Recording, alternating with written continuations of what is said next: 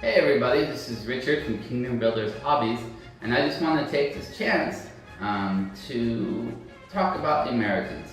They're my favorite army in bolt action, and so I wanted to take some time to talk about the units and have a whole question and answer period where in the comments you would ask me questions about the American force for bolt action, and I would respond to the best of my knowledge.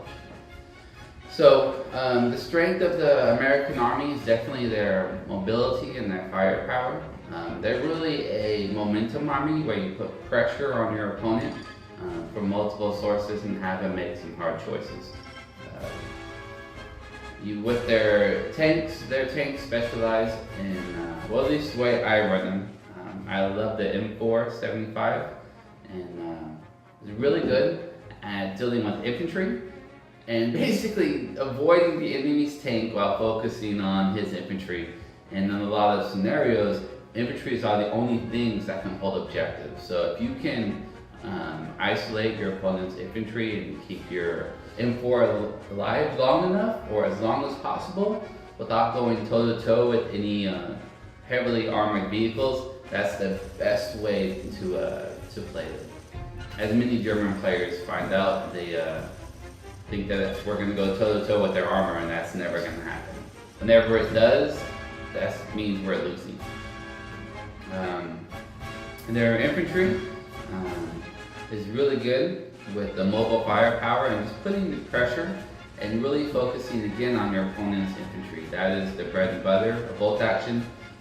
If you can isolate his opponent's infantry and really make them tactically ineffective, you basically won the scenario if you play this scenario. The fact that they can get 3 machine gun slots, 3 machine guns for 1 slot, and they all 3 act independently, I have found is really huge.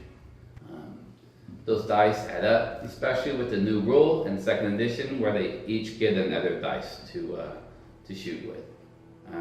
Snipers are amazing, they ignore cover, and Bazooka Joe, as my Malloy, my buddy, my co-worker, Bazooka Joe is awesome. Basically, they don't have the -1 for shooting for being a shape charge anymore.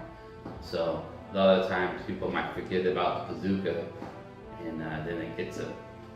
So now what I wanted to do is I wanted to eventually go through every unit entry in the book and talk more about them, or if you guys have any questions about them. Right now we have the base book for bolt action. I do own the nation book. It's being shipped right now, so it should be here relatively soon. One of the things I wanted Kingdom Builders to be about also is feedback. Not just one person talking, but please ask questions, comments, for people who are a lot better historians than myself. Sean Palmer is one of them. He's a fantastic guy. He knows his history very well. These guys, these Americans are 3rd ID, so if there's any factoids that I might have forgotten about them, or what makes them significant and how to reflect that in the list, please let me know in the comments below. What else can we talk about? Alright, so the other strength that America has is they have air observers. Now in the old edition, air observers used to get 2 airstrikes, but because of the new rules with the airstrikes, you'll find that you don't see as many air observers as you used to. So I'm really debating on playing an observer in this list that you see before me. This worked really well with my opponent who plays Germans a lot, and you tell me if it's worth it. If it's worth it to put an artillery observer in an American list when they're about mobility and firepower and flanking your opponent. The other thing I was really thinking about adding was the 2-inch gun, an anti-tank gun emplacement, something that can go with an ambush, get a lucky shot, and go toe-to-toe with the heavy armor that I needed, which I never want my Shermans to do. So please leave comments, thoughts, and let's have this be a dialogue and feedback. Thank you for your time. God bless.